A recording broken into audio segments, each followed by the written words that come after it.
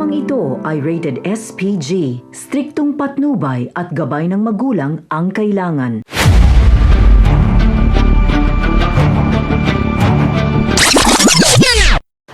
Mga kapamilya, pinayuhan ni Mang Celso si Tanggol sa realidad ng buhay sa bilibid na kung minamalas-malas ito, kung hindi sa langit ay sa impyerno ang tungo nito.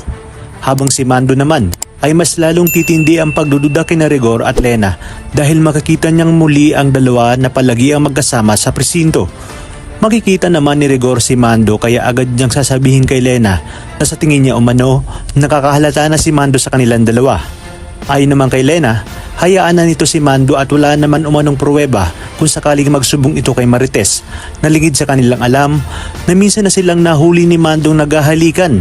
Ngunit hanggang kailan kaya maitatago ni Mando ang lihim na relasyon ni Rigor at Lena kay Marites? Dito na kaya siya maglalakas ng loob na sabihin kay Tess ang totoo?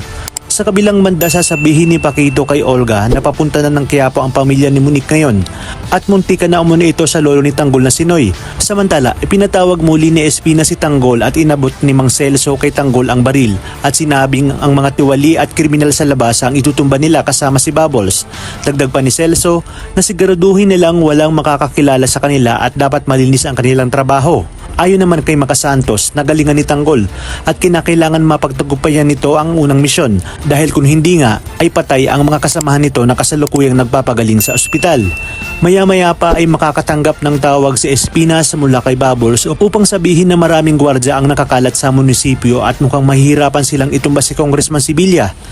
Galit namang sasabihin ni Espinas na dapat nilang gawan ng paraan ni Tanggol at huwag silang babalik hanggat hindi napapatay itong si Sibilya. Kung kaya't dito lalabas ang pagiging batang Quiapo ni Tanggol dahil magagawa niyang mapatumba si Sibilya sa kabila ng napakaraming bantay nito. Ngunit anong estratehiya kaya ang kanyang ginawa na siyang mas ikinabilib sa kanya ni Bubbles? Kaya namang kapamilya kapit lang sa mas tumitinding mga tagpo sa numero 1 pambansang teleserye ng sambayanan, ang FPJ's Batang Quiapo.